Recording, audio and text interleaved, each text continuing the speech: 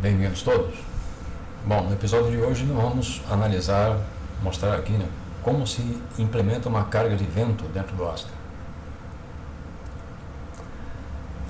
A carga de vento aqui ela se aplica principalmente a seções circulares, onde a forma que o vento vai enxergar é a mesma independente da direção. Por que tem esse limite? A EDF usa isso mais para analisar a vibração de torres de transmissão, o efeito de vento em cabos de estaiamento, tubulações internas das usinas, do que propriamente ficar analisando oscilação de prédios ao vento. Então eles acabaram colocando isso mais diretamente para seções circulares. Você pode fazer isso com outras seções? Pode, desde que você tenha uma antecipação aproximada do como o vento vai incidir em relação ao formato da sua estrutura. Você vai incidir de cara com o perfil I, você vai incidir por cima, pelo lado. Isso tudo antecipadamente você consegue fazer uma tabela de forças para cada membro conforme a incidência diferente. Complica um pouco, mas dá para fazer. E a força é aplicada por comprimento, então é uma densidade linear de força. E um detalhe que é muito importante é que você vai precisar de duas malhas, uma para os corpos e outra para definir o campo de vento. Algo desse tipo aqui. Eu vou ter aqui uma estrutura que eu coloquei em preto. Aqui eu vou ter uma malha só unidimensional, mas na verdade é uma malha de linha, E em volta dela, nesse espaço onde eu espero que essa estrutura vibre, eu vou ter um campo para definir a velocidade do vento. Se esse campo for constante, eu posso usar um elemento só, sem nenhum problema. Conforme as particularidades no espaço e tudo mais aconteçam, aí eu vou começar a ter que colocar mais elementos na malha 3D. Mas eu não vou resolver nada em 3D, eu vou resolver aqui. Aqui eu estou usando só como suporte para fazer as interpolações. Esse campo de vento vai ser inserido via evolchar no comando AFE-Charmeca, aquela opção que tem lá no AFE-Charmeca.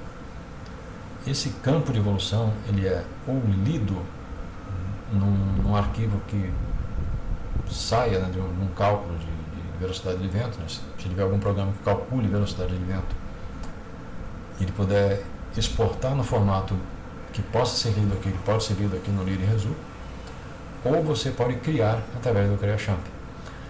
No CreaChamp já tem vídeos aqui no canal sobre campo de pressão evoluindo num spool, evoluindo num cano. Isso já é mais já está mais explicitado por aqui. E essa dependência de força e velocidade relativa, você tem um fator no AFE-Cara-Lem, que é o FCX. Esse FCX ele pode ser aplicado para o modelo de cabo, barra ou viga. Então, nesse FCX aqui, você vai colocar a dependência entre velocidade relativa e força. Bom, essa carga de vento, no caso, a gente define dessa forma aqui. Normalmente, se põe a força dependendo de um coeficiente de arrasto, que depende da forma, da seção, da incidência e tudo mais. Metade de ρA, densidade do ar, área de incidência, e esta velocidade relativa aqui. Aqui no caso vai ser quadrática, mas é da direção da velocidade relativa. Isso aqui é a velocidade relativa do fluido em relação à seção. Então ela pega o movimento da seção e adiciona ou subtrai conforme a necessidade. Essa é a expressão da velocidade relativa. Aqui eu estou descontando a componente dessa diferença de velocidades que está na direção longitudinal, porque considera-se que o arrasto viscoso é desprezível em relação ao arrasto de pressão. Então, qualquer força que tem aqui na direção do elemento, do corpo, paralela à direção do corpo, não é tão importante quanto a que vai acontecer transversal ao corpo. O fator FCX, no caso, ele já vai englobar todos os componentes. A expressão final é a dependência da força, da densidade de força linear, pela intensidade da velocidade relativa. Então, colocou uma coisa dessas aqui para cada grupo de membros, você tem a dependência exata aqui da força com força linear, né, com a velocidade relativa. Então, a velocidade do corpo é um resultado da simulação dinâmica, né? Normalmente você vai usar ou dinâmica real ou pseudo-dinâmica. E a velocidade do fluido é um dado do problema, que você vai definir lá naquela malha 3D. E aqui, de novo, o arrasto viscoso é desprezível e tudo mais. E você tem como usar isso no static nonlinear ou no dyna nonlinear. O static nonlinear é o pseudo-transiente, é um tempo falso, e o dyna nonlinear se vai realmente usar para dinâmica real, certo? Então vamos ver um exemplo bastante simples de como implementar esse tipo de coisa no Aster. Bom, aqui então na geometria eu vou colocar só um corpo, só uma linha, e em volta dele eu já defini aqui o quadrado, né, a região onde eu vou definir o campo de vento. A malha, uma coisa mais simples do mundo também. Tenho aqui a malha no corpo e a malha em cima daquele espaço. Eu posso colocar aqui modo de visualização, contornos. Está aqui, né? Nesses pontos aqui é que eu vou definir a velocidade do vento. Então, sem grandes complicações, dá para ir direto aqui na definição do problema. Na definição do problema eu fiz aqui primeiro a leitura da malha, só do corpo. Deixa eu tirar aqui esse eixo. Em cima da malha do corpo eu criei dois elementos, né? Aqui o grupo de nó A, que é o que está aqui, e o grupo de nó B eu criei malhas de ponto. Eu pretendo colocar molas aqui nessas duas extremidades, né, para poder suportar, né, para poder reter o corpo sob o vento, né, senão ele vai sair, vai dar uma singularidade. E aqui eu li a malha onde eu vou definir o campo de vento, sem grandes problemas também. Definição do modelo: dois elementos, né, o primeiro o corpo, modelo mecânico, modelo de viga. E naquelas duas extremidades, né, grupo A e B, das malhas pontuais que eu acabei de criar, eu coloco uma malha de STR, né, uma mola discreta, um elemento discreto com translação e rotação.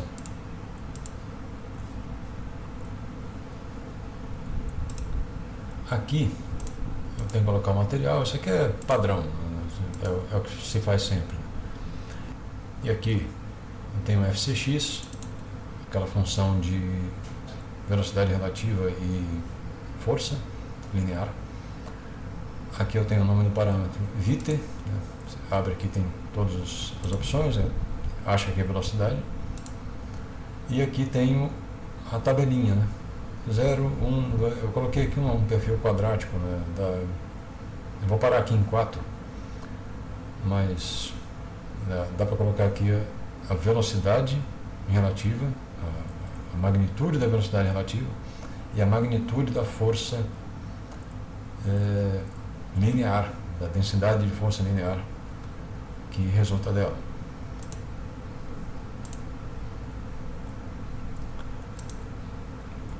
Aqui então entra a parte de como colocar isso, né? Na parte discreta, nas duas molas que tem aqui presas nas extremidades, ele demora um pouco para abrir.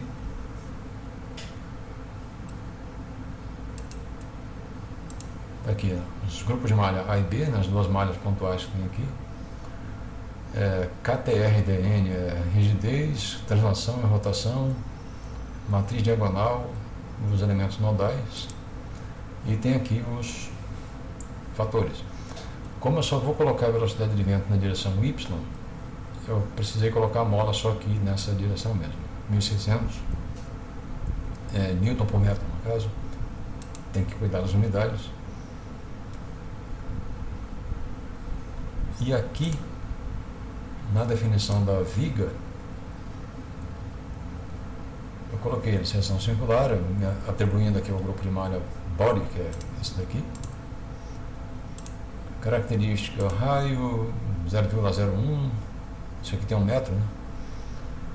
E aqui eu determinei o FCX.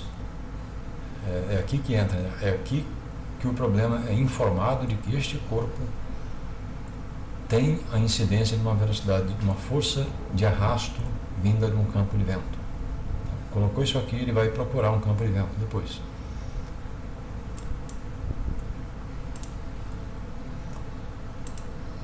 Nas simulações não lineares a gente costuma fazer isso, né? Colocar uma marcha no tempo e um instante, aqui definiste real e a definiste no instante.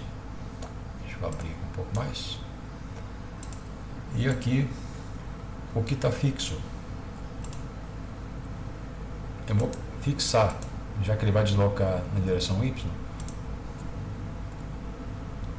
naqueles dois nós, só o dx, dz e as rotações. O y está livre. O y vai ser retido, né, pela mola que eu apliquei aqui nas extremidades. Aí aqui começa a brincadeira. Quando eu vier computar esse tempo, como eu estou colocando aqui uma simulação não linear, eu coloquei o vento em 2 instantes, né? Um instante 0 e um instante 1, para ter um crescimento suave do vento. No caso, eu preciso me referir à malha 3D, não mais ao modelo. Aí eu coloco aqui o tipo de campo, né? O vento é definido como se fosse um deslocamento, uma operação de distribuição. E é importante também lembrar isso aqui. As 3 componentes do vento têm que ser apontadas aqui, né? dx, dy e dz. Se tiver alguma faltando, ele vai dar um alarme e vai dar erro. Então aqui todos, né? Todos os elementos, todos os pontos dessa malha aqui vão ter esses valores de velocidade no instante 0.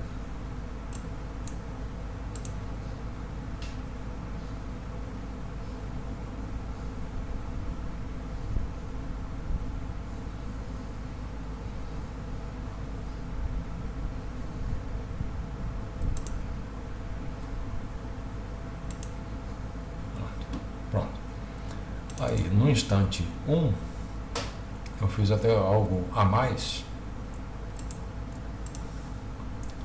Eu coloquei o seguinte. Eu botei uma componente de velocidade em x, quer dizer, ao longo do corpo, para deixar explícito aqui o quanto essa componente não é levada em conta, né? O 4 vai me dar uma força linear de 16 Newton por metro, né? Que vai depois dar naquela tabela, né? Aqui também não mudei nada. E aqui vem o CREA Resul. Então aqui eu invento um resultado evolchar. Isso é o que eu vou precisar para colocar esse campo lá na condição de contorno. O nome do campo, velocidade de vento, atribuição, e aqui eu ponho os 3 elementos, os 3 instantes. No instante 0 é o vento em 0. No instante 1 cresceu, né, é o vento 1. E no instante 10, que eu vou deixar a coisa descansar, né, chegar num regime permanente, também mantive o vento. Então o vento vai de 0 para 4 e se mantém ao longo do tempo.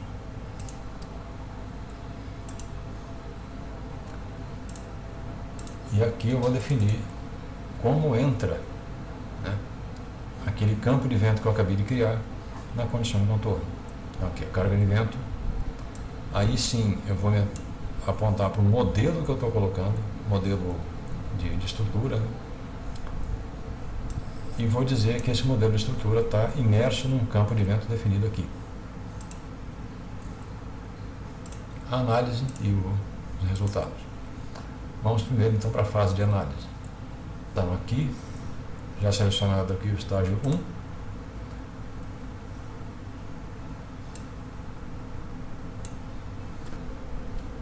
Ok. E vamos ver o que tem no pós-tratamento. Aí tem um pequeno detalhe que tem que ser lembrado. O CalcChamp, eu pedi aqui as forças envolvidas, né? Tem que ser lembrado que a força de reação não considera os efeitos dinâmicos. Então eu não tenho uma força real aqui, né? Nesse caso, realmente, a força que vai ser medida nas extremidades é o fork noda. Isso aqui contém, é calculado considerando a matriz massa, a inércia, as acelerações envolvidas e tudo mais. Então, nesse caso aqui, no caso dinâmico, caso você queira saber qual é a força envolvendo a dinâmica, tem que ser o fork noda, não mais o react noda.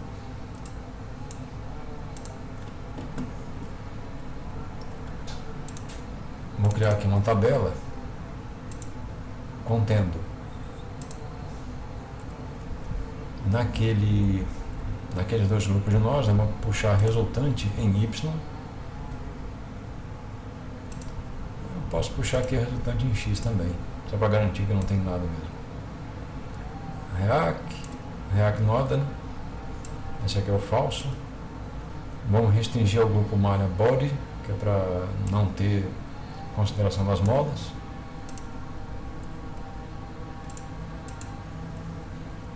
Aqui eu estou pegando, no caso, só o deslocamento de B, mas o de A vai ser paralelo.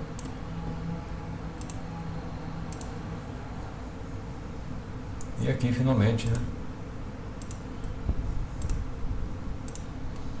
o fork noda, né, que vem no geral.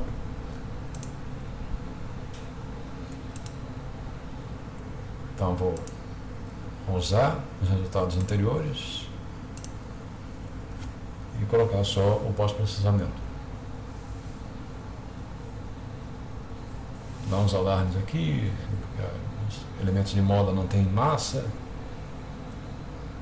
mas é só alarme.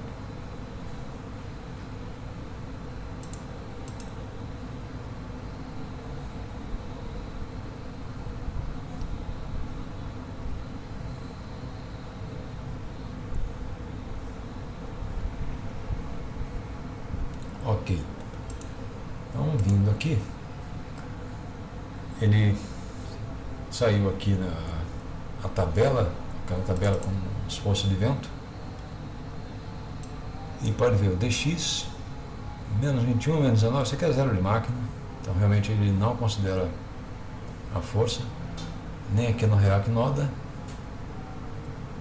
Desce aqui o deslocamento, e aqui para baixo tem o fork noda. Na força nodal, realmente o dx está nulo e o dy é que está sendo considerado. Então, a componente longitudinal de velocidade relativa não entra em conta para coisa nenhuma. Como ficaria aqui um processo, fazer um gráfico disso, né, para enxergar isso de maneira mais visual, né?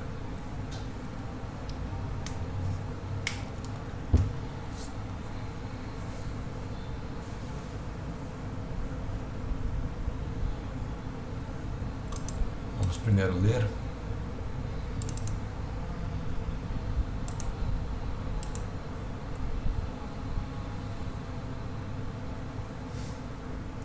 Vamos ver o arquivo de saída. Aí aqui ele tem o deslocamento e a força nodal, que é o que me interessa. Vou ler só esses dois. Não preciso fazer nada aqui de gerar vetores nem nada, né? Não vou plotar a malha deformada. E aqui eu faço um Add Filter, Data Analysis, Plot Selection Over Time. No Selection Over Time eu vou precisar selecionar um nó aqui. Então aqui, selecionei, venho para cá, jogo esse nó que eu selecionei aqui para fazer a plotagem.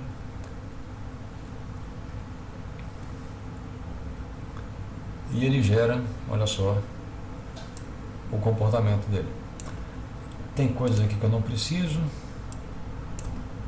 A magnitude do deslocamento não é o que eu estou querendo. Eu quero só o componente Y, que é o está marcado aqui como 1. Né? Tenho X, Y e Z, e rotação em X, rotação em Y, rotação em Z. Então vou pegar só essa daqui. Magnitude da força também não é o que eu estou querendo. Vou pegar só a magnitude que está aqui. E como dá para ver, né? No caso, aqui eu estou botando a força. Você vê, está em 0, aí dá aquele golpe, parece que dá uma parada, dá outro golpe, dá uma parada. Se eu tirar a força, eu vejo o deslocamento.